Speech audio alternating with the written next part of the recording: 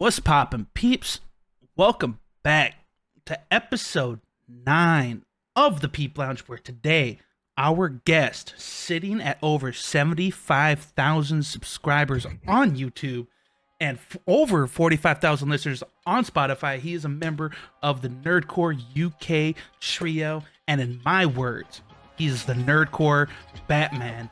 Ladies and gentlemen, Connor Quest. I've been my peak. I've been racing, I've been getting no sleep. Tempo raising, making MOP. Heard that I'm loud, never turning it down. I've hit my peak. I've been racing, I've been getting no sleep. Tempo raising, making MOP. Heard that I'm loud, never turning it down. I've hit my. Connor, welcome Hello. in. Welcome. Thank you very much for having me. I appreciate it. The Oh. Nerdcore Batman. I forgot about that one. That is one of the better ones. And for the people at home who might not be aware, I call him the Nerdcore Batman because I'm convinced with prep time, Connor can out rap anybody. Just like Batman with prep time. It's probably true, to be fair. It's probably true. But like I said, Connor, like I said beforehand, I appreciate you for willing to be a part of this and being a part of the Peep Lounge episode 9. It's an absolute honor and an absolute blast to have you a part of this. I like to Thank you very much. I'm glad to be here. Of course. And I gotta normally I like to start these off kind of the same way, just kind of dipping into like because it makes sense to get into this at the beginning. But how did you initially get wind up in the nerdcore community? What was your origin story? How did you wind up here? So I guess a good place to start is just like what I grew up listening to.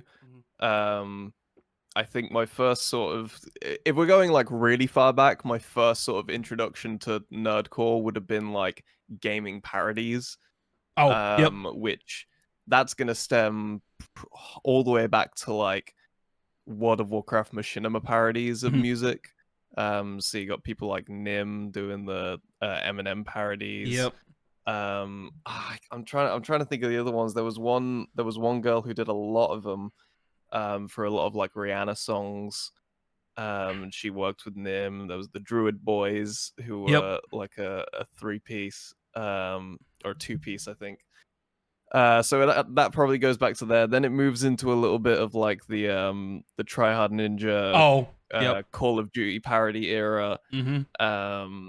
Then the Captain Sparkles Minecraft parody songs, and then it sort of flitters down that way to just like Damble original like gaming raps. Of course, yep. Which carried me through pretty much until like I was probably about like 17, 18 or something. And then that's when I started doing my own stuff at like 16, realistically, because I was always like trying to do YouTube content. From the age of like probably 13.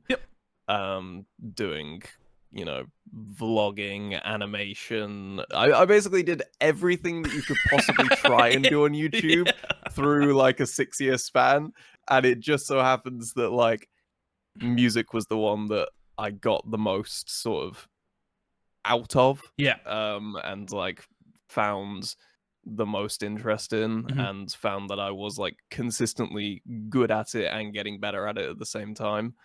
And then that obviously led to meeting Rustage, Schwabity, everyone in the scene, Game Boy Jones. I remember Game Boy Jones is a fun one because it's surprising how many people are on his radar, because 100%. I was on Game Boy Jones's radar way before there was ever going to be the chance of me ever like working with him.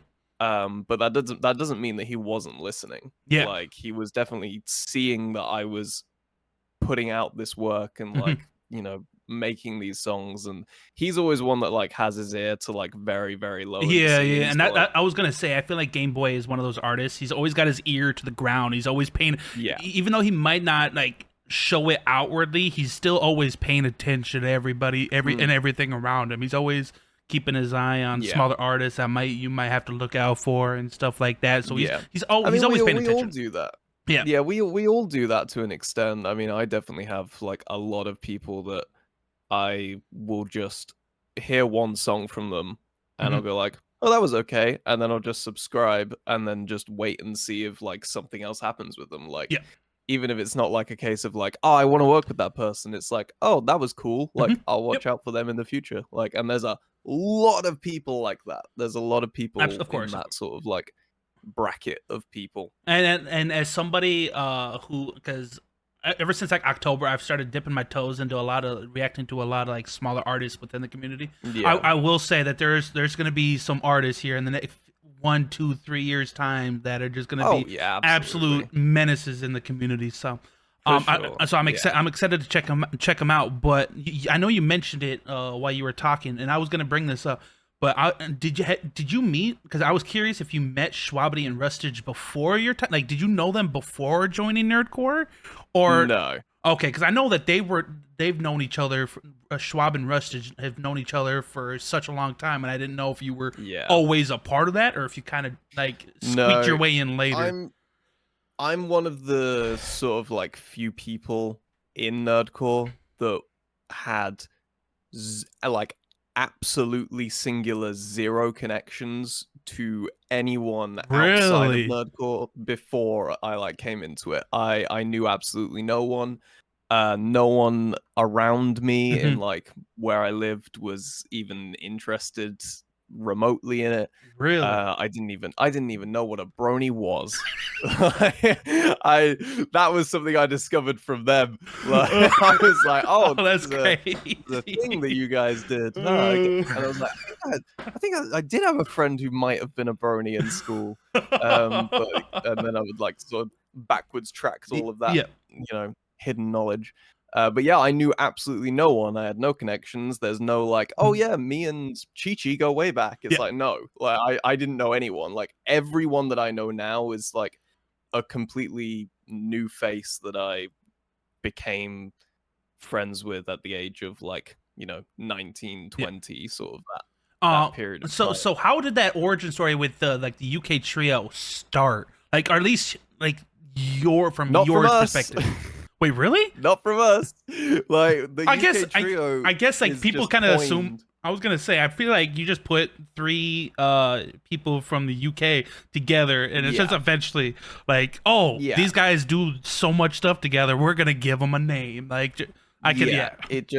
it just became coined as because we became quite good friends, the three of us. We would, hang out in our spare time together as well, outside of just working, and obviously uh Daniel and Schwabity being Yeah. very close friends already.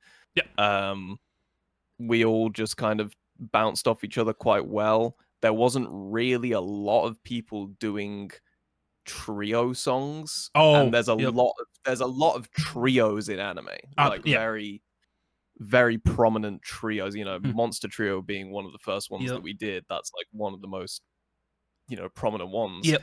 And Daniel just decided like the two people I want to do this song with is You and Schwabity and yeah. Chronic Quest. Hmm.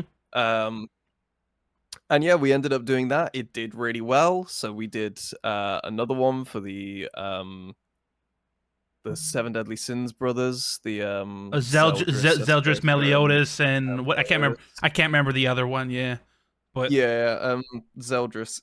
That one did really well, mhm, and that was sort of like that was a fun one for us because that was where we really started to get creative with the chorus mhm. and started doing like the overlaying of the vocals, and it was that was definitely like those two songs were like the testing grounds. It's like, okay, we'll do the fun verses and then just a very basic chorus.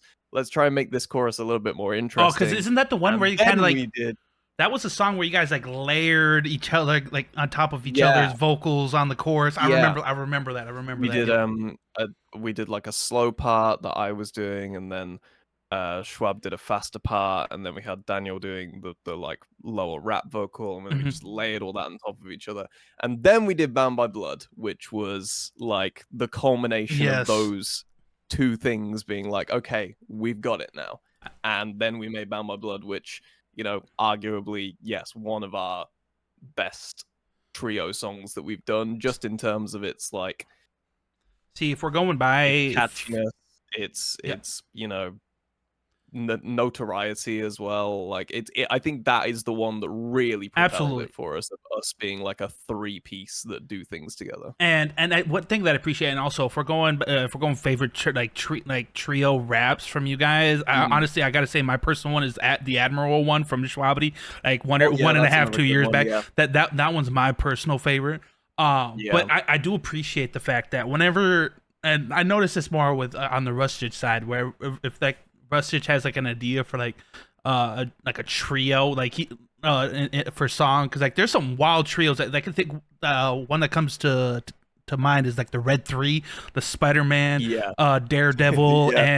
and who was the other one? Oh, Deadpool, and it's just like, Deadpool, yeah. but I like that you guys like once in a while you guys will always come back and you guys will always just bring, because like, you guys have some like good ones that came out recently, like the Greek gods one or the mythology Yeah, one, and then like that, so yeah. like I said, the Red Three. So it's good to see that you guys are still like, you still do things as a trio from time to Oh time. yeah. I mean, we always enjoy doing them. They're always really fun, Mhm. and they're really easy as well. Oh, yeah. Like we do just kind of crank them out. I don't think any of them that we've done have taken sort of longer than a couple of days to finish. Cross Guild, we wrote and recorded all in one night because we were all just at our house and we That just craziness did took the one whole thing night. there. Yeah, it took one night of us just going back and forth, going into the booth. That was one of the most creative writing processes Oh, we've what I had can for the imagine, because songs. that song was Yeah, wild. yeah. Normally we will go away and we'll write our own verses and then we'll just do them Mhm. separately. Yeah. But this one we were like, we want to do this back and forth thing. If we're in the same room and we're literally just going into the, I have an idea, I'll do this, and then it was, oh, I got something to rhyme with that. Let me go in, and that's literally how we did it. It was sporadic, it was It chaos. was There were many cut lines that could not make it to air, and but we got there at the end, and it was really really fun. it's just like I remember because I reacted to it once, and I just remember Mm. it's just like it was almost like it was chaotic, but it was almost like Yeah, there was like a level of control within it. It was just like, yeah, and it's just like yeah, it left me on my toes. Like, okay, this person's coming in. Okay, who's next? And then it's just like, yeah. and so Who's next? it's just Yeah. constantly left me on my toes and had me paying attention. But the one thing, and obviously, one of your forte, your personal fortes is Mhm. your lyricism. Yeah. And what and me personally, I would say that you are one of the better lyricists in the community. Um, Thank you. of course, like I said, he's the nerdcore Batman. He can out rap anybody with prep time. But has you always been one? Whenever you just got started in music, was like your lyrics and like lyricism, was that always like on the forefront of your mind, or was that just something that just always came naturally and you just like fine tuned it over time?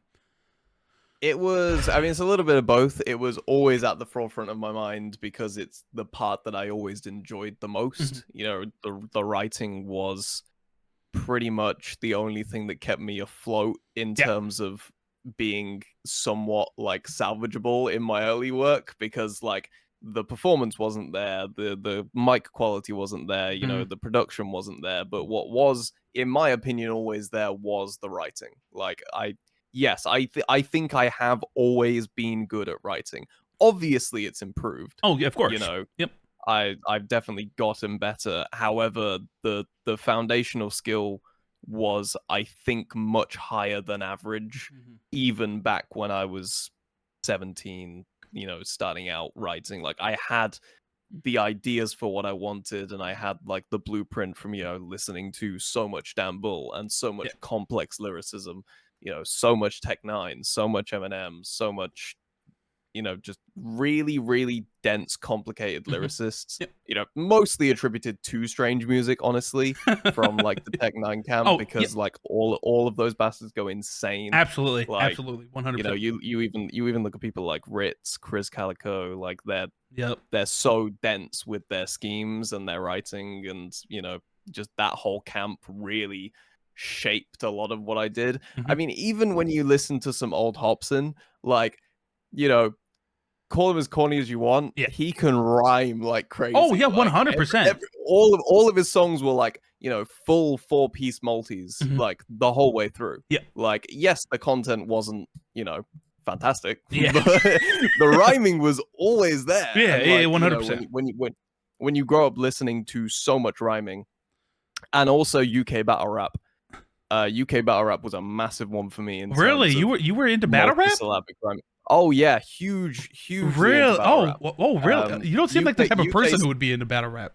Oh, I loved it. Oh, hell yeah. Absolutely love it. It's one of the most interesting forms of rap for me, because it's so separate from music, Mhm, and it takes such a different like space, mhm. but with exactly the same sort of skill expression, just presented in a completely different way. And I think that's incredible. And there's some outstanding writers and performers that come out of battle rap. Yeah. You just have to listen to any sort of like Shotty Horror, any Shuffle T and Marlowe are incredible writers. I'm gonna check Even when these you get guys out. into I'm not more, familiar with these guys. I'm oh about to check yeah, them out. even, I'd say I'm just gonna list them off. Like, even when you get into like grime clashes, when you have dialect, Zen, like I'm just piecing them off here Oh because yeah, like of course. I think all these people are incredible. Frankie Fraser, one of the greatest writers in the UK. Yeah. It just so many incredible forms of writing Mhm. that I just sort of like sponged up and like, okay, so to write well, you must do this, Yeah. because that's just what I enjoyed. Mhm. Because I didn't really base it off what I thought was going to be good to other people. I really based it off what I thought was really good. Whenever I heard something, I thought, wow, that was crazy. It's like, I want to write that because I thought that was crazy. Mhm. So if I write like that, I'll be crazy. Like, that's because and I say this because literally no one else liked it where I was from. No one else watched. Oh, No one gotcha. else watched battle rap. Yeah. No one else was really interested in rap at all. Yeah, I Like, feel that. everyone I hung out with and was friends with in high school were like indie rock heads. Like, they would listen to like, Pete Doherty and the 1975, and go to like I go to like festivals and fields Yeah. and stuff. Like, and I feel that to a certain extent, not necessarily with battle rap, but just like where I'm at in the world. Being as much of a nerd as I am is not necessarily like I'm very much like an outcast where I'm at, where just like I don't have the same interests as anybody else. Yeah. If you go around me, they're gonna be like, "What the hell's that? Anime? What the fuck is Yeah. that?" Like, oh, Yeah. you play video games? Like, bro, go aside. Like, but it's just like Yeah. I kind of feel you on that one, especially like nerdcore. Like, I can mention nerdcore to anybody outside, like Yeah. this room, and they would not be able to tell you what it is. But yeah, so like your crazy lyricism obviously gotten better over time, but it's just like, dude, I'm reacting to some of your tracks, and I'm just like. And I do my best because I know I'm not like the best like breakdown person. I'm more of just like and like an energy hype man, kind of charismatic dude. But I try to do as much breakdown as I can, and it's just like I'll just sit there, like I'll break down a certain line for like 5 minutes, and it's just like, oh, and then I'll find out later it's like, oh, there's a whole other meaning behind that, and it's just like I always go back and I can't like the amount of times, and I think you watched my reaction to this one because I still listen to this song every now and then, but it was the High Divine, your Adam rap.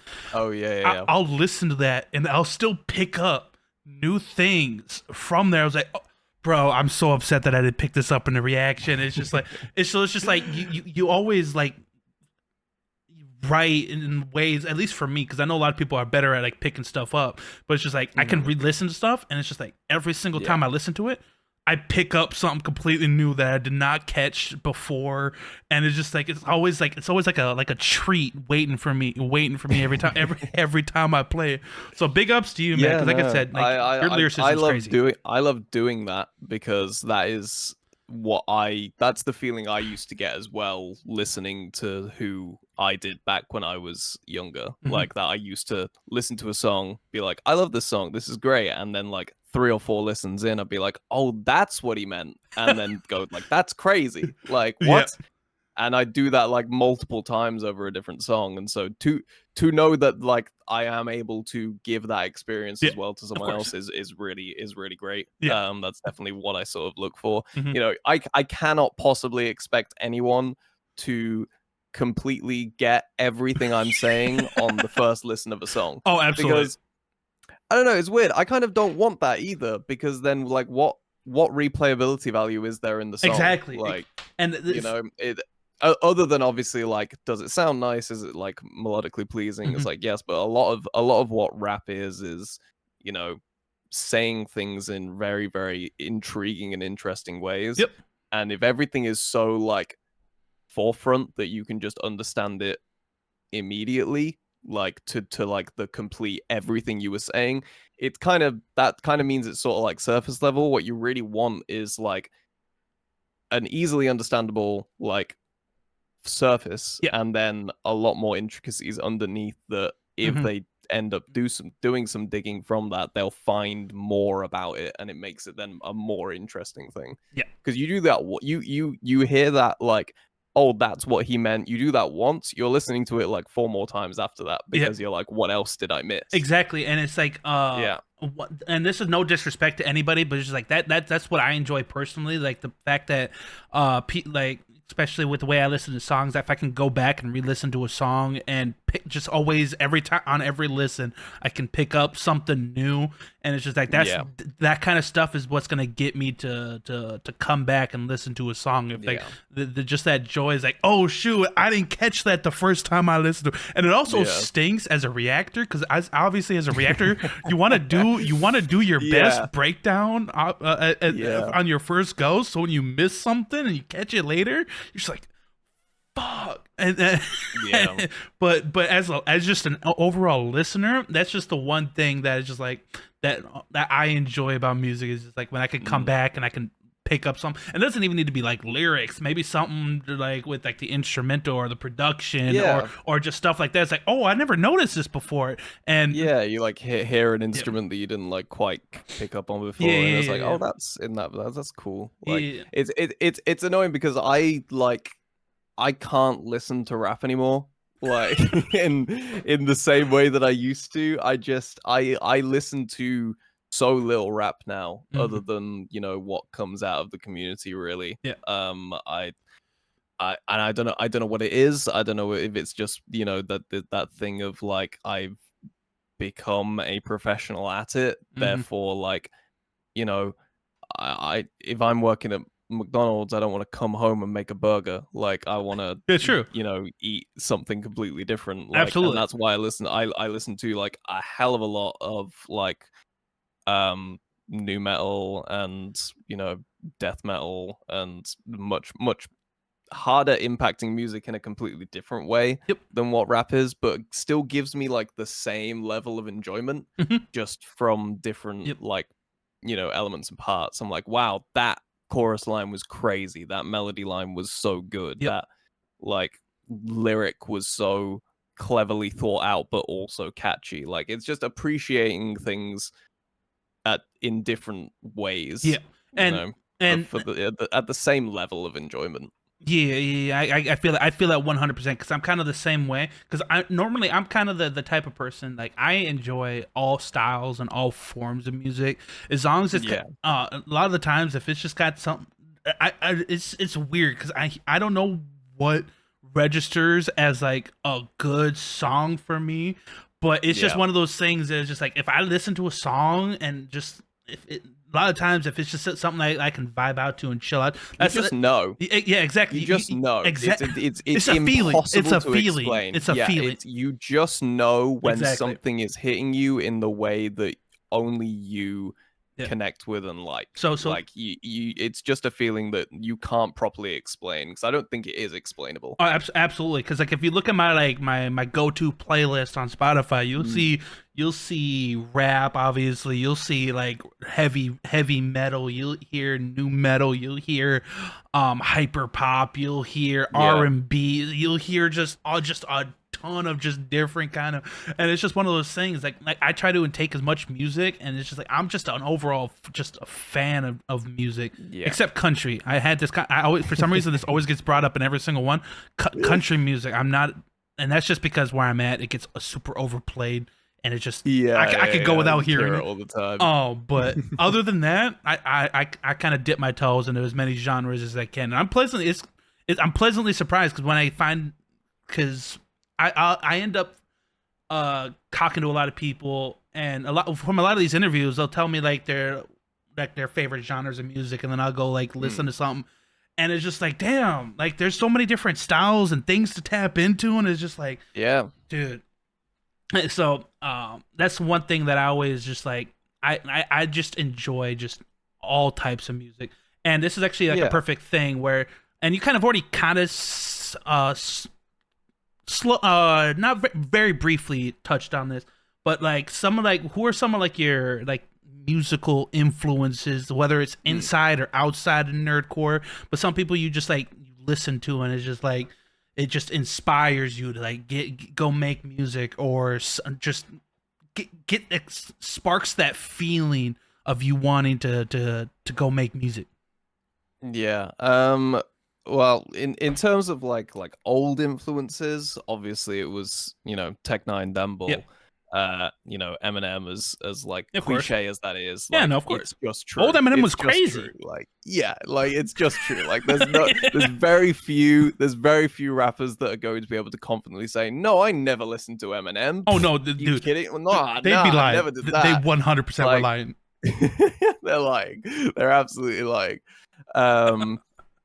But even obviously, I grew up on a lot of UK stuff as well. So you have Stormzy and his big rise. I mean, obviously, I caught his literal like proper come up off of like what is it? Was it? It's not that deep. And Where Do You Know Me From were the two that I first listened to, and then he had the Shut Up like freestyle in the Fire in the Park remix, and then he like just catapulted into world stardom. Yep. The Kano, Wretch 32, another couple of like just absolutely outstanding lyricists in UK hip hop. High Focus Records, everyone on that list, Ocean Wisdom, Dabbler, they were a massive part of my like growing up. And while I like started to get into nerdcore, I was also starting to like really heavily be influenced by UK hip hop, which again is very rhyme heavy, very rhyme heavy. And it was one of the things where whenever I would listen to one of their songs and I would hear how absolutely insanity it was of how they were rhyming, it would just make me want to be better at that, be better at rhyming, be better at doing bars, even have better like flow patterns and like match words in different ways. Nowadays it's definitely shifted as to what inspires me. It really comes down to people like Motionless in White and Bad Omens, and I recently started getting into Bad Omens, man. They're crazy. They're so I'm loving them. I'm loving them. Them and what there was another one. They're huge band. My ex got me into them. Sleep Token? Was it Sleep Token? Sleep Token, yes. Yeah, Sleep Token. They're UK, yeah. They were massive as well. Wait, they're UK? Yeah, they're from the UK. Oh, yeah. I didn't even realize they were from the UK. Hold up. Yeah, I mean, if you hear his voice, I guess if you listen to the way he says some words, it's like, yeah, he's definitely from the UK. Yeah. But yeah, that sort of like branch of like heavier, but still quite like in the realm of like pop style writing, but with a much heavier soundtrack beneath it. Hearing some of those songs and how they're written and the way they're composed, that is what sparks like a musical thing in me. Like in the way that the things of old would spark a writing thing in me. Now it's like, God, how do I make a chorus make someone feel that way? But it just made me feel. Like before it was like, how do I say something that made me think like that was crazy? Now how do I like invoke that same feeling that I just had in my own music, because that is what it's all about at the end of the day for Yeah. me, is like invoking the feeling that I get from listening to others in my own way, Mhm. and like having my own twist on it. And because that comes down to it as well, is not just like replicating the feeling, Yeah. because I think that's impossible. Yeah. Oh yeah. I do 100%. not I do not think it's possible to completely 100% replicate a feeling that one song gives you into another. It has to be done in its own way, and Mhm. it's like, how do I do that in my own way? How do I Mhm. create that same feeling? Yep. And it's actually really cool because, like you said, like growing up, you were more like of influenced by like the lyricists, Yeah, the people with crazy like rhyme scheme and lyrics and whatever, and that obviously influenced like the lyricist in you. But also, like you said, nowadays it's like shifted, and now you're like, oh, what can I do to get like evoke this feeling? And it's just like yeah, you over time your influence changed, and it also changes like your perspective on how you look at yeah, how you're making your music. So like you're putting just you're trying to like evoke that feeling out of people that you had yeah, when you first listened to that song that made you feel that way. And it's just so just like over time you slow, it's like you're growing like as a musician. Obviously I'm not a musician, so I can only speak on this brief. yeah. It evolves over Yeah, it time, evolves. Yeah, that's and it doesn't even necessarily change. It just gets wider. yeah. Like, because I still obviously think about all the lyrics. Like, I Oh yeah, of still course. want to have those moments, but Mhm. then I'm also like, oh, but what if I did the chorus like this now? And like, whereas before it would just be like, I'll just rap the chorus, and it's like, yeah, come on, we can do something a bit more than that. We can make people feel something. Of course. Sometimes you got to rap the chorus. Yeah. Sometimes it's good. Sometimes you want that like hype feeling, and like there's a Yeah. good way you can say things. But yeah, the view of it all just becomes wider Yeah. as you go on. Like, I was obviously intrinsically focused on lyrics for a majority of my life. I still am, Yeah. Of because it course. is still one of my favorite processes. Um, and it does bleed in a little bit, because one of my favorite processes at the moment is chorus writing, and that does still intake, a particular part of clever lyric writing. Like, what you're writing melody behind it, but the lyrics still need to be interesting. Yep. You really can't have one without the other, in my Absolutely. opinion. Yep. Everything needs to be top of the game. Like, I can't go, I'm gonna focus on melodies now, I'm not going to think about lyrics. That's not what happens. Yeah. It's, I'm now thinking about both of them Yeah. at the same time. Yep. Like, that's what it is. The Uh, view just gets wider. yeah.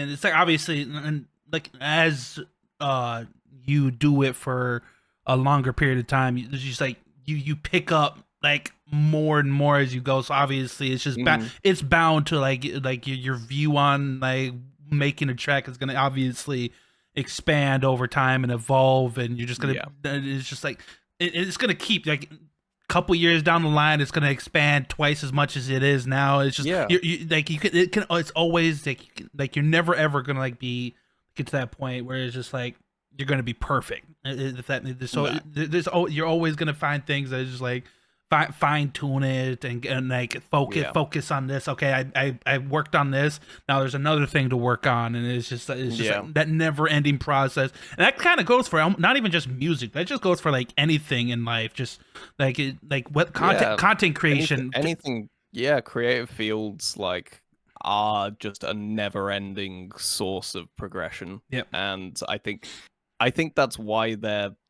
so good and sought out for, is because you never really truly feel like you're done. Mhm. Like, you there's always something else to go Like on there's no afterwards. end goal. There's And no like true end goal. yeah, there's no true end goal, and that obviously can seem quite daunting Yeah. to a lot of people, and probably maybe even quite unhealthy Mhm. as well, like to constantly be striving for something you're never going to be able to attain. But it really is not, it's not even about the end goal. It's about the journeys you take to Mhm. get there, as cliche as that sounds. It really is. Yeah, no, I mean Like, it's very true though. Yeah. some cliches are just true because they're cliches because they're true. Like, it's about what you do on your way to this, like, far ending, reach of perfectionism. It's like, it's never going to happen, but Yeah.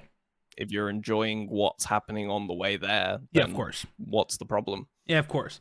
But now I want to take a right turn here. We're gonna dive a little bit away from the music a little bit, and I'm bringing this up because I can relate, like, and because I do the same thing. But you seem to be an avid collector of things, obviously, and I'm glad that we can see it with see it behind your, obviously, in your background with your manga and your figures. And because because I have a big manga collection myself, so when I found out for the first time, it's like, oh shoot, Connor's got a massive collection. The dude, that I was so hyped for it, and I was just like, I'm trying to like pause, like, because I think I saw it was like what was it? It was like the Geek Cipher from Game Boy Jones, where you rapped in front of it. I was like, I remember like pausing it. I was like, oh, what does he have back there? Is it because I know Connor only watch it and reads the good stuff. So I'm just like, okay, so what does he have in there that I don't have in my collection? So have you always been like a collector, or? Oh yeah, I've always been from a very, very young age. To where, my parents would definitely indulge me in my, what's the next thing that I want to collect everything of. Like, I'm the same. Whether it was like sort of magazines at the post office that were like, oh, this is issue number 3. Where's number 1? I need number 1 and 2. I can't have number 3 if I'm gonna, and then number 4 comes out. I'm like, well, I gotta get number 4 now as well. And like, I think I had a couple subscriptions to magazines. I had the SpongeBob magazine. SpongeBob had a magazine. Yeah, at least in the UK, it had like a magazine that came out, I think, probably like bi-weekly or monthly. I must have had like 60 volumes of those things. Oh my God. God. And then like the Scooby-Doo magazine as well was like, going on probably like 100 volumes. Yep. They're like somewhere in the garage. I don't know. I used to collect like the little like tiny like Crazy Bones figures. That you would get. Anything that they sold at my post office that was just like this like tiny little like figurine thing, I was like, I'm having that. Like little randomized bag. And it's one of those things, like, if you buy, if you know that there's like not, it's not just a solo thing. If there's like a collection to it and you get one, they like, always come with a little book. Yeah, it's just so it's just like come with a little book where you can cross them off. Deep down, you're always like, okay, I have this one. There's no way I could just have this, only this one. I gotta have the rest of them. And for sure. It's just like, as somebody, because I have really bad ADHD, and I'll be like super like hyper focused on one thing, and then I'll get bored of it, and then I'll focus on the next thing. So if you look, I have just a bunch of just half collections. It's just like, I had a Pokemon phase, so I got like a mini collection of Pokemon cards. Obviously, I got my manga, I got figures, I got pop vinyls, I got just a bunch of just stuff that is just like, there's no true proper collection. It's just a mosh posh of just different things put together, and it's just like, there you go. Exactly the same. Exactly the same as me. The biggest collection I do have now, and the one that I really stuck to for probably the longest time, is the manga. And it's definitely what I've sank the most, probably the most expensive too. I was gonna say probably the most expensive. The figures is like not quite as much up there. Pokemon cards, I've probably, over time spent so much on those. Games as well. When I was in university, I used to do a weekly thing where I would go down to the local CEX, which is like a trade-in game store here. And I would take £5 and I would try to get as many games as I possibly could for £5. And sometimes I'd come out that place with 10 games, dog. Like, they were like, some of them were like proper cheap. Like, they are just flogging these like old Xbox 360 games, these like old PS3 games, and I was just like, I'm having all of these. Absolutely. I got some crazy stuff as well. Like, I could get like a Mass Effect Collector's Edition for like £3. Wait, really? Like that's crazy. Steel cases for like some of the old like COD games for like a £5. like stuff that on release would have Man, cost I'm in the wrong upwards of, country, like, bro. I'm in the 50 wrong quid. country. Yeah, is what I'm saying. There's so many incredible deals, and like that you get into like this grace period of like these games are really really cheap because Mhm. they were so mass produced Yeah. and they're not quite considered retro yet. Mhm. Because like Xbox 360, definitely, I don't think we would consider at this point to be a retro Oh console. no, absolutely not. Um, If you ask whether like, we ever even I was do, gonna to say, be if you honest, ask like because, the children late nowadays, 2000s. if you ask like the children Yeah. nowadays, they might consider it. I don't consider it retro. Yeah. Though. Absolutely No, not at all. Because like you go to these places and like the retro games are like, still pretty expensive. 15 quid, 20 quid for like, an old Game Boy game. Yep. Don't even get me started on Pokemon. Like the Pokemon games and like Oh, still yeah. like Soul Silver and Heart Gold being like Especially, 120 quid. Like why is especially that? Why is nowadays where that thing? Pokemon is this big franchise as it is Mm, now. Yeah, I can yeah. imagine. Yeah. Yeah, no. So games was a huge one for me at one point. Even digitally, I would get all the like really really cheap Xbox Live Arcade games. I have like a whole collection of there as well. So Of like you just literally really, collect really just cheap. everything. Yeah, like it's crazy. As soon and within those games as well, when Oh. there is like an achievement system Oh, yep. or collectibles within the game, Mhm. I'm 100%ing that game, like, because I've found one thing that it's like 1 out of 20. I'm like, well, where's the rest of them? I'm the same way. Like if this Yeah. is grown up, if I ever played a game, especially obviously nowadays, like almost every game has like achievements within it, but it's just like Yeah.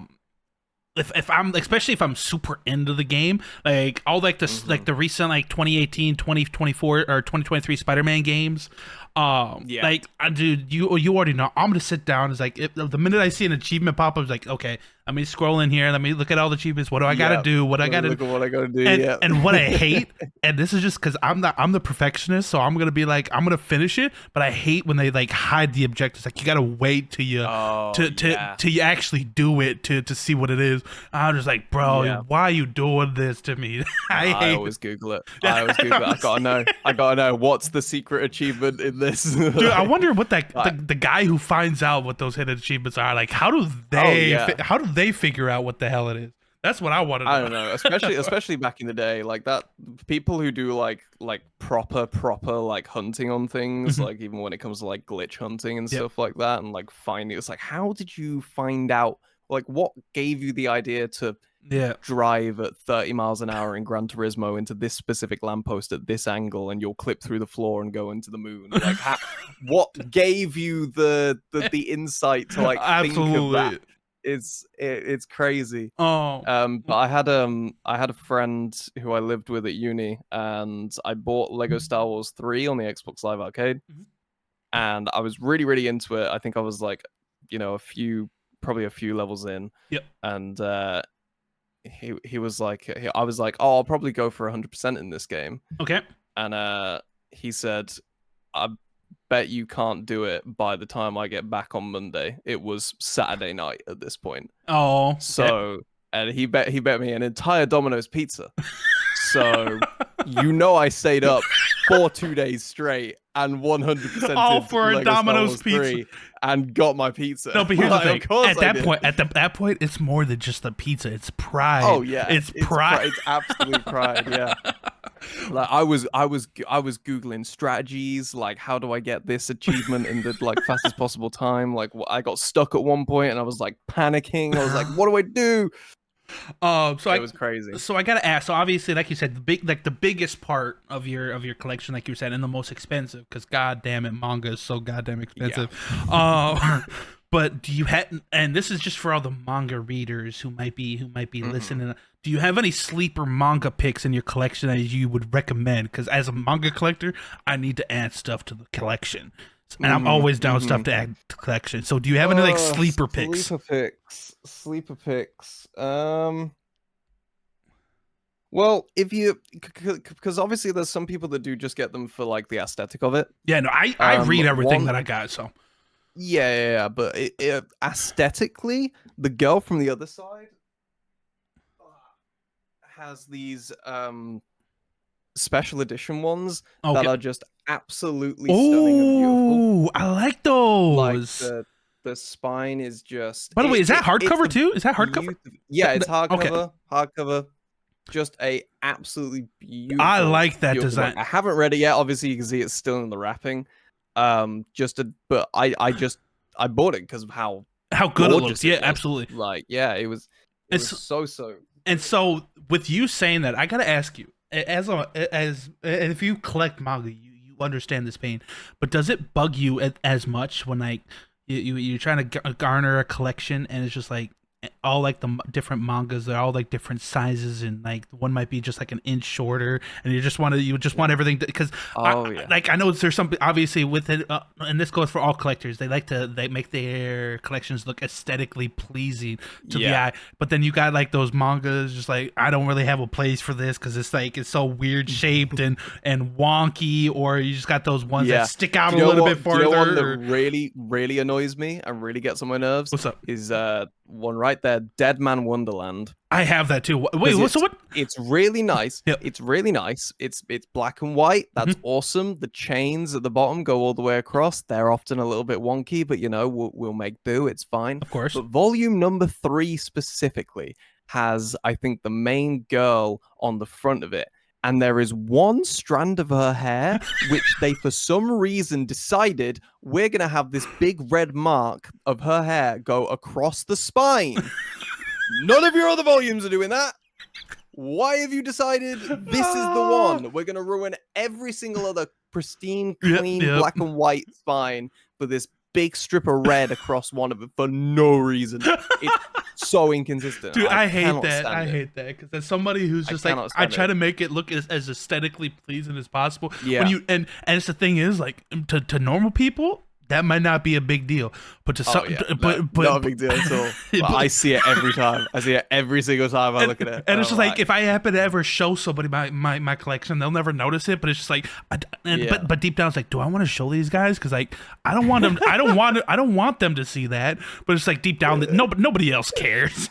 Nobody's noticing. Because I hate when like those inconsistencies. Whether it's like the page, like one series, you got one series lined up with the other, and like that one series for some reason they're a little bit wider, and so they stick out of the drawer. It definitely bugs me a little bit. Absolutely, but, I have gotten used to it. To it. And it just stinks too, especially when those like there's like certain like series or whatever where it's just like they'll have like a certain way for X amount of time, and then for some reason they'll just like change like the style or they'll just so it's just like, dude, why would you do at least stick with it all the way through so we can for us. But it's just like, oh dude, I hate that. And that's just like that's just the perfectionist in me. Getting like the hardcover ones of stuff is normally the best way to go if you want like something that's like really consistent all the way through, because there's very, very little variation when it comes to hardcover stuff. Just obviously from how they're made, it's a much more like clean cut process than and a lot of the times the hardcore paper printed manga. I was gonna say the hardcover stuff kind of comes along too when there's like almost like a lot of times most series popular series come out with a hardcover version, but it's like when the whole series is already out, so they cannot kind of print them all in one go. Whereas a lot of the volumes, like One Piece, for example, they're still dropping things, whatever. So they'll keep publishing new stuff and this and that, whatever. So like a lot of hardcovers all have the uniformity to it because they can print them all right there, like in one go. But but Connor, okay, so. You might have seen this because I know I tagged you, but what I like to do with these Peep Lounge interviews is I like to take to Twitter or X or whatever the hell you want to call it, and I open it up for anybody out there who might have any certain questions or things that they want to tell you, things they want to ask you, etc. And I got a couple of things here from certain individuals that we're gonna go through and we can talk about. So the first thing we're going to talk about, and this comes from actually there's 3 questions here, so we can get through all 3 of them. And I feel you kind of already explained one, but we can go briefly back over it. But this comes from the talented artist and engineer R Zeta. But they asked, how long have you been making music? Making music. I think you've said. Yeah, I think I properly started like actually making music when I was, I'm gonna say like 16 is probably when I made my first real like actual attempt at like making music. I have I have made songs earlier than that, but We like don't talk about those ones. we're not counting the Minecraft 12 Days of Christmas parody that I did when I was Ain't no way, 14 dude. on my dad's Hashtag iMac. Schwabity, lease the Like, Minecraft parody on Twitter. It's gonna be trending. like we're not counting that. We're not counting that at all. And then another thing that he asks is, why nerdcore? Like, why did you want to make nerdcore music rather than just like your mainstream like type of music? So why did you decide upon nerdcore music? I think I just found it more interesting. There was a certain level of, I hadn't really experienced a lot when I was growing up. You know, I grew up in a small village. I had, one school that I went to for up to college years. I still went to the same school. Mhm. Like, I didn't like move into a town or anything. It was a very sort of like secluded life in a sense. Like, I Yep. didn't really have a lot of like life experience.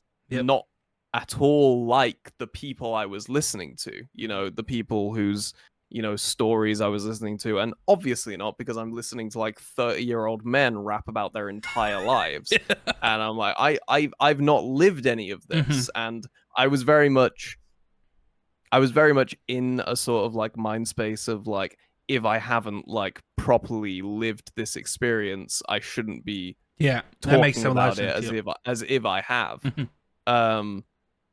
So finding out nerdcore, I could speak about things that I wasn't necessarily in life knowledgeable about, but I was knowledgeable about them because I've played this game. Oh, yep. Or I've watched this series. Like, I've played this game loads. I can completely make like an entire song about this game. Yep. And I'm not in any way trying to conflate that with my own life in any, meaningful standard. Like, of course I'm not. Like, I'm not in war. Yeah. Like, I'm not in the army. Yeah. But goddamn, I can make some Call of Duty bars. Like, of course I can. Like, and it was a nice escapism from what essentially was the, mundanity of life for me, which, to some extent is definitely a privilege. But it just wasn't something that I felt comfortable, speaking about, because I didn't think anyone would be interested in it. Yeah. And obviously now, 10 years beyond that, I feel like I do have at least some experiences, of course, that I can talk about. And it's one of those things that you can blend them hand in hand, where you can reference whatever the theme of whatever you're rapping about, but also it can have that double meaning of something that you might have went through as well, so it can kind of like blend them together. It's funny actually, because like growing up and like realizing a few things that like did happen in my like sort of like growing up childhood high school era, is like, I really could have rapped about that actually, like because at the time you just don't really, because you feel like your life is so dull when you're a kid. Like, absolutely. You feel like nothing is happening. You feel like you're just completely trapped in this one sector, when realistically, holy crap, so much stuff happened that I tell a lot of stories to my friends about, like, oh yeah, I did this thing once in high school, and they're like, what the fuck is wrong with you? Like, what? That's not normal. I was like, that's not what? What do you mean that's not normal? And they were like, yeah, people don't do that. And I'm like, oh, okay. that's yeah, no, 100%. I was a pretty terrible kid in school. I was pretty, like, I was good. I was a really like good and like normal student for 90% of school. Yeah. And then I hit like sort of year 11 which is sort of like around the age of like 15, 16 here. Mhm. And I just went off the rails, like did not care about anything at all to do with education or school. I wasn't even going to go to university Yep. because I just hated education that much. Mhm. I'm also just hated the pressurization of education, I think. I was the and exact same how way. Yep. Where it just felt like you had to do it. Like, yeah. Yeah, I felt like I was expected to be in a position regardless of whether I wanted to or not. Mhm. And it was that disregard for my own consent of it that I really just admonished and just didn't want at all. So therefore I completely sabotaged it.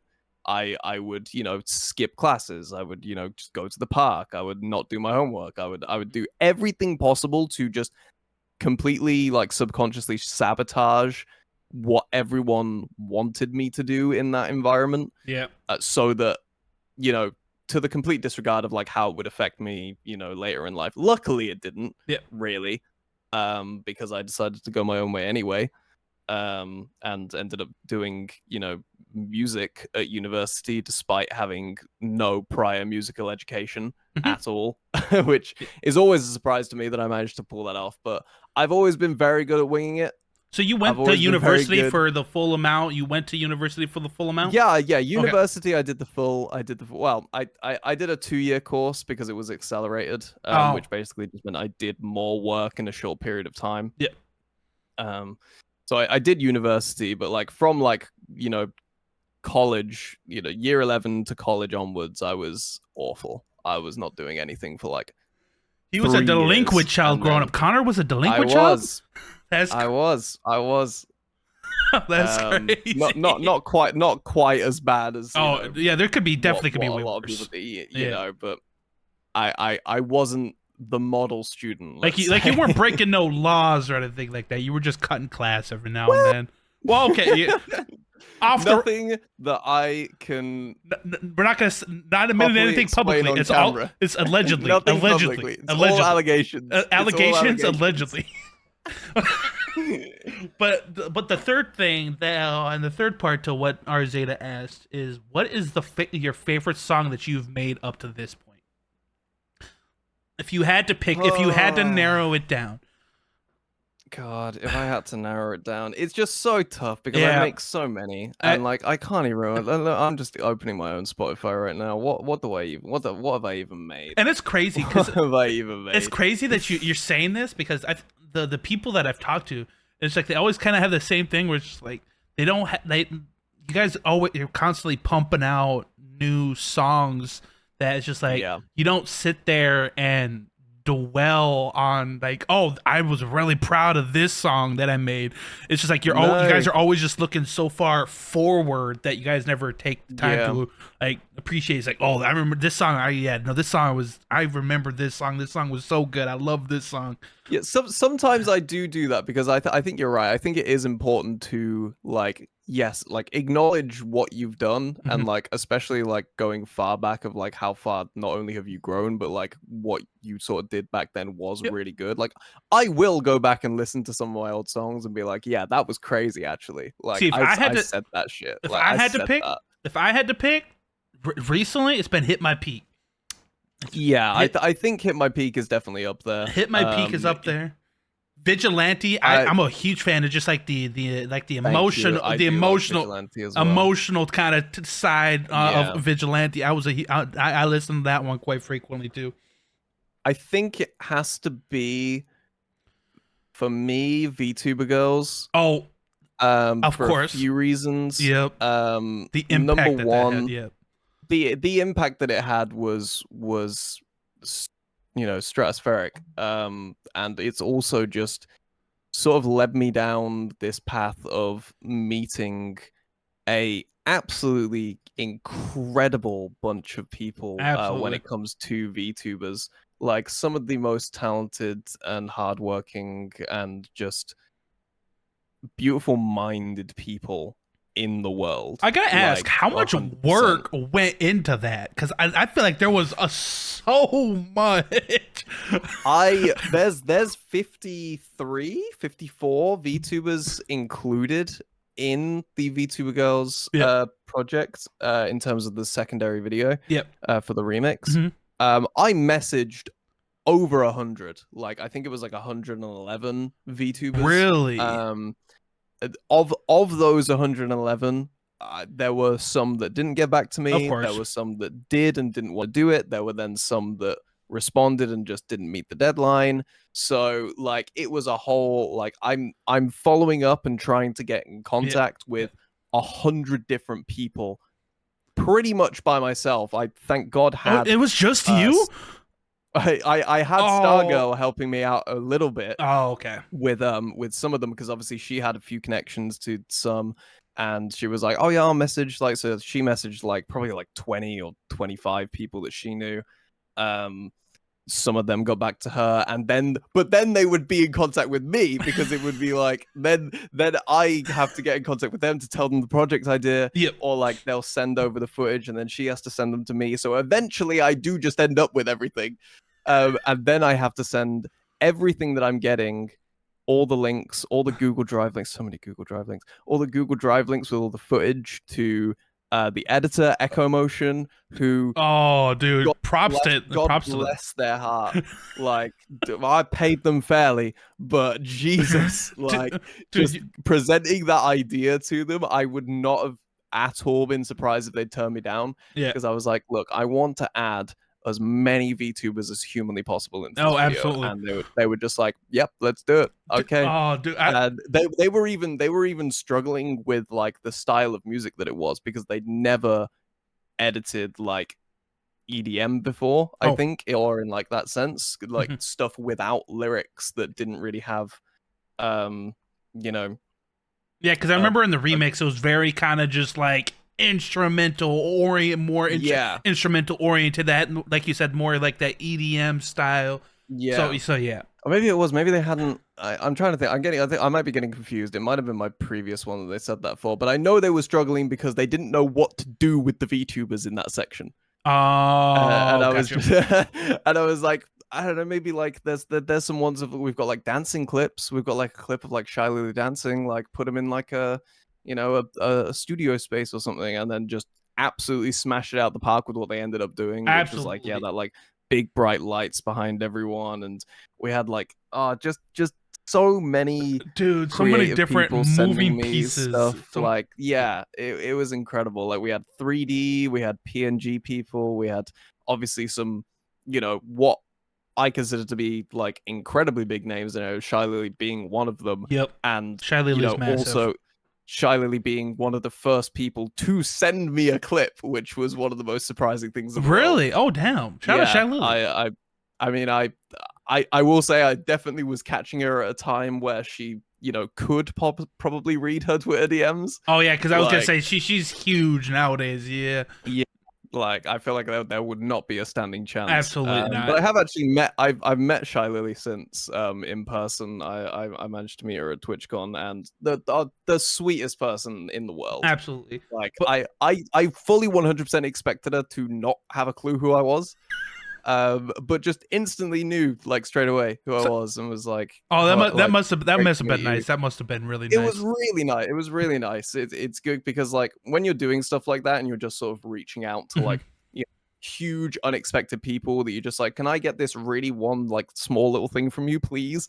And then they do, and it's like, thank you so much for this crumb. Oh, I appreciate you so much.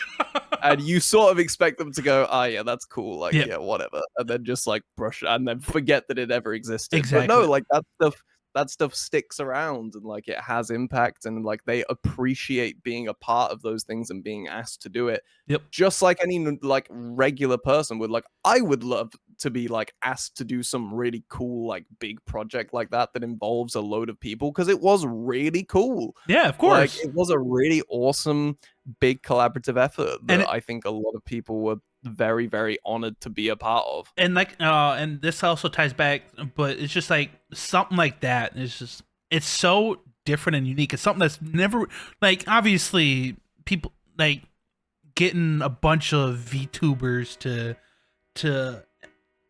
all together to try to put in a video Yeah. And just an overall song themed around VTuber. It's just like it's something that's so unique and something that's never really been done Yeah. before, especially Yeah, in back this then it space. hadn't been done.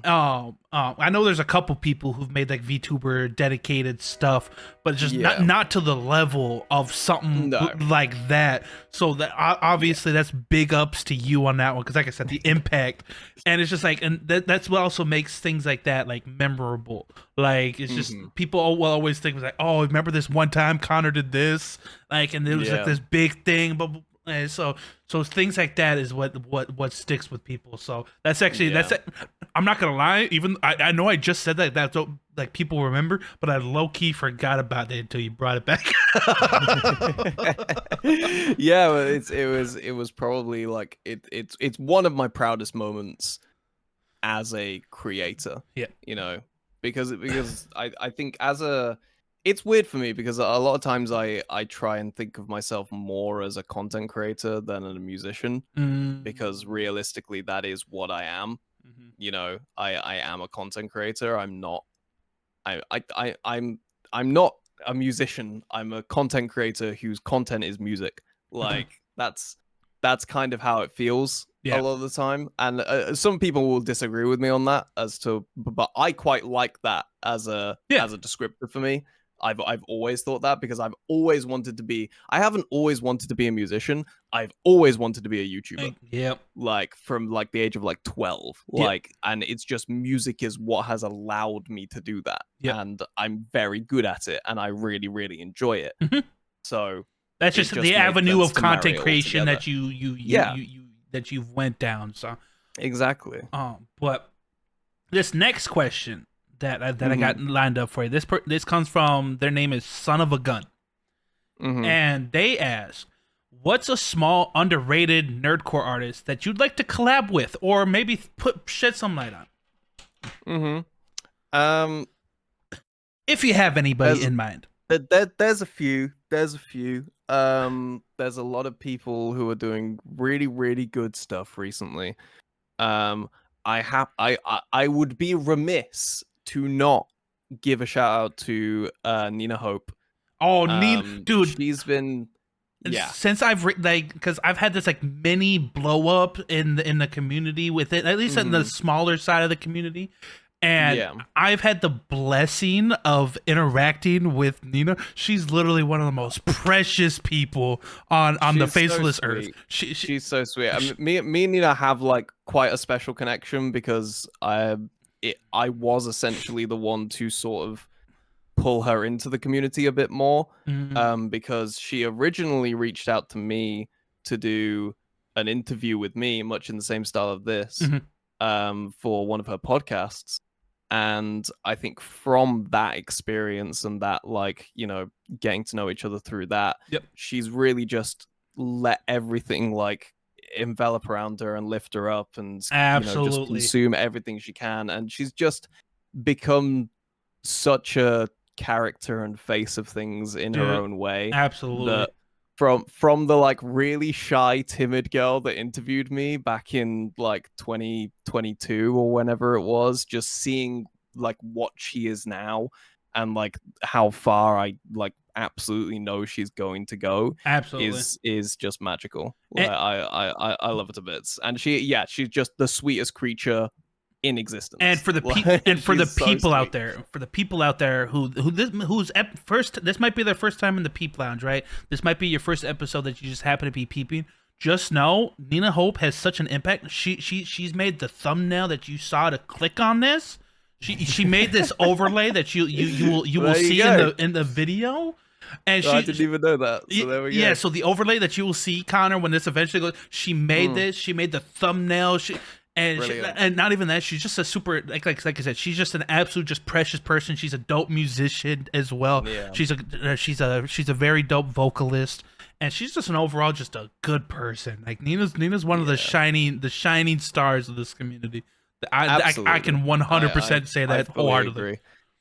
I have a couple more as well. Red Rob, I think, is really good. Dude, that's my boy. I love Red Rob. I think he's really really good. I love the Lucifer song.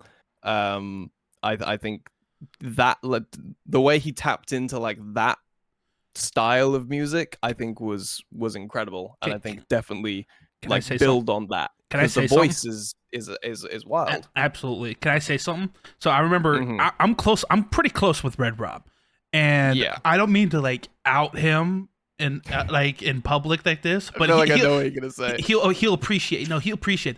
But I was in the call when you commented on the video, Yeah. and his reaction to it, he lost his shit because.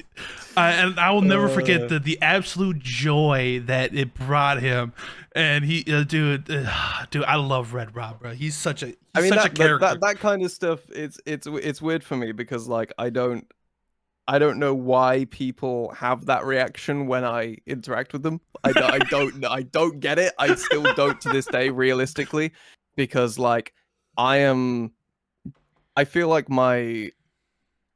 I don't really ever truly understand my own impact on like the community at large. To a certain extent I do, because I do definitely feel like I am a pillar of like everything that we have at the moment. I feel like I put in a incredible amount of work to like do everything, like even at like certain events, like I was running around like a dog at NPC.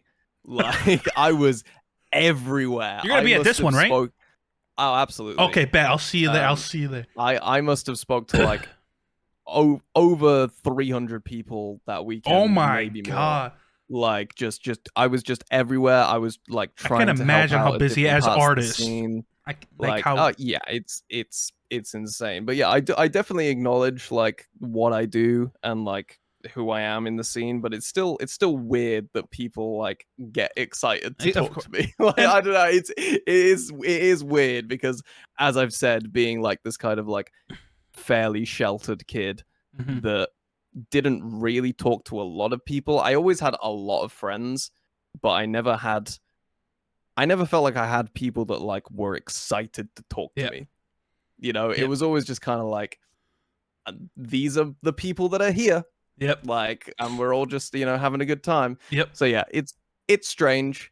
It's very strange. Absolutely. I can 100% feel like it. People that when I comment on their video, they get excited about it. I'm just like, that's super sweet. Like, I'm really glad I'm more glad that I'm able to give them that experience than I am like, I don't know. It's weird, but like I'm just very happy that they can have that experience because of me. But it's just like one of those things. Like I said, Red Rob is like he's a close friend that I've made within the community. It just seemed the absolute joy that it brought him.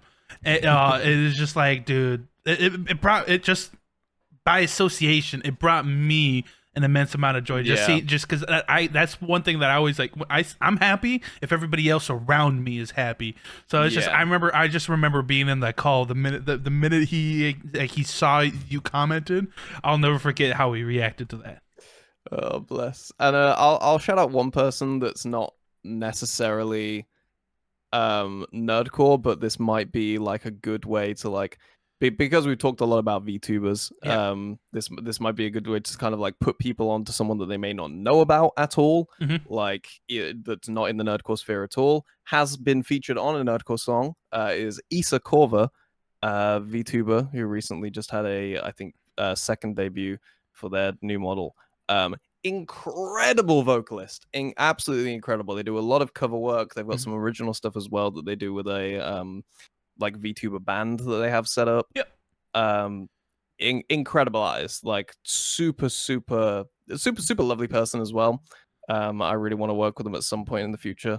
But yeah, Issa Korver. That's I was trying to think I'm trying to sit here and I was trying to think if I've heard of them before. I can't. The name doesn't ring a bell off the top of my head. On Daniel's free run rap. That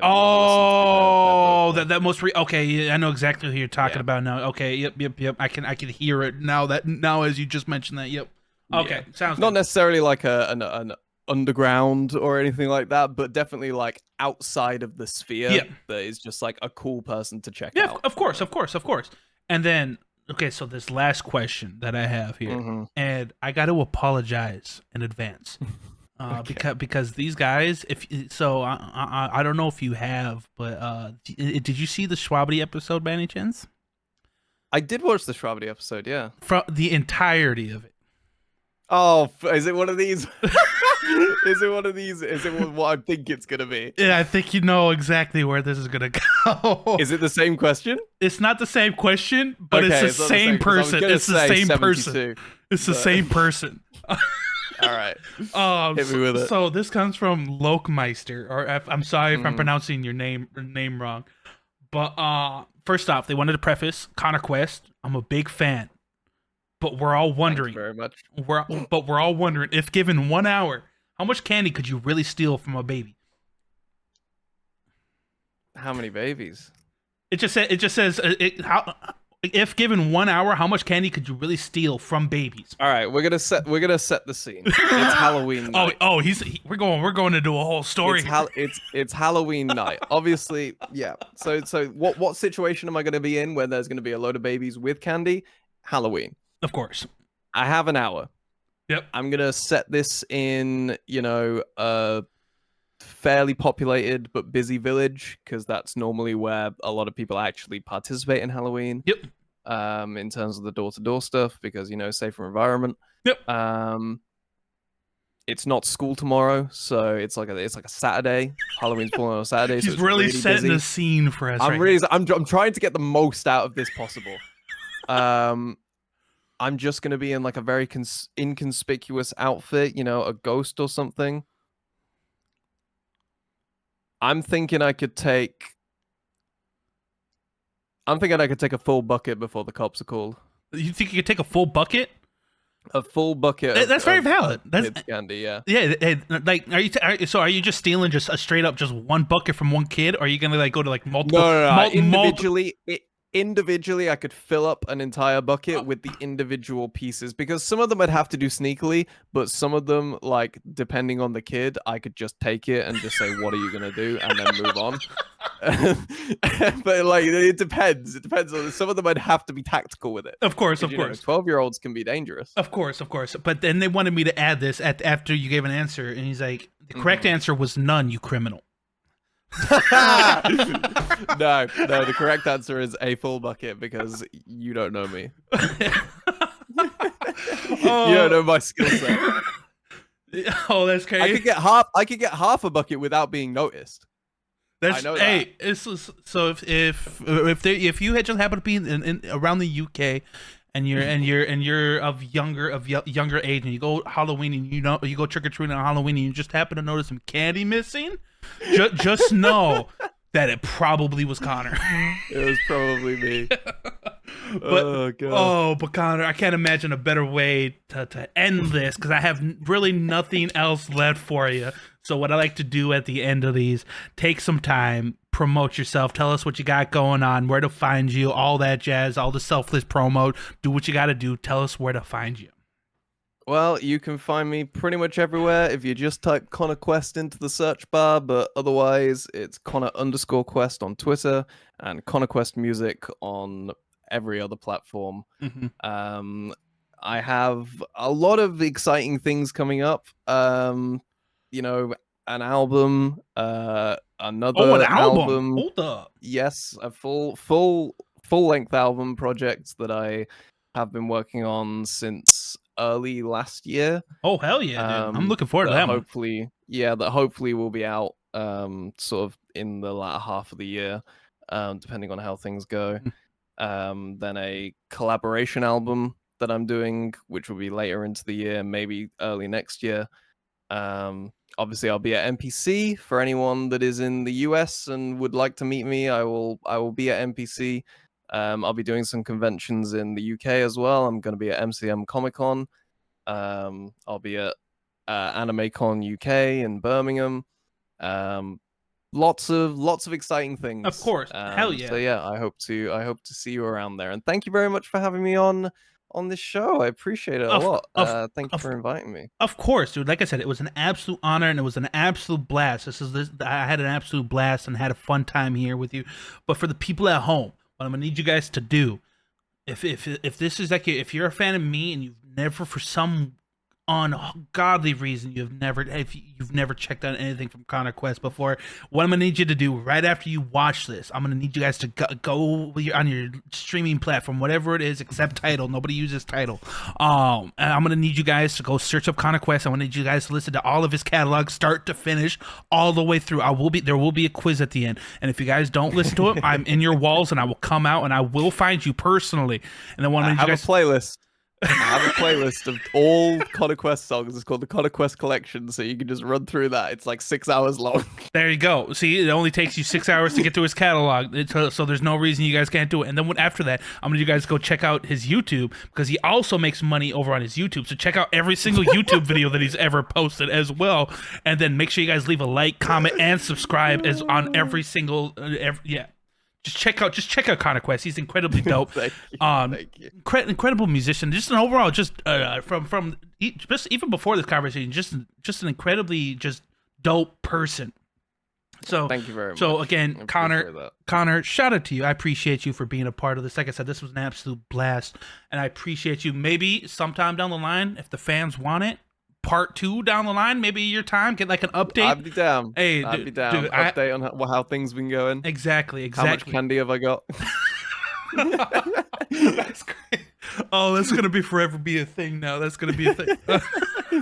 But guys, let me know who's somebody else that you guys want to see hop in the mother effing Peep Lounge. Let me know down in the comments, and while you guys are down there, make sure you guys leave a like, subscribe if you haven't already. Go check out all of Connor's Quest and stuff. All of his links will be in the description. Go check it all out, and then make sure you guys are staying safe, taking care of yourself. Tell a loved one that you love them, because at the end of the day, you just never know. And I will see you guys in the next video. Peace.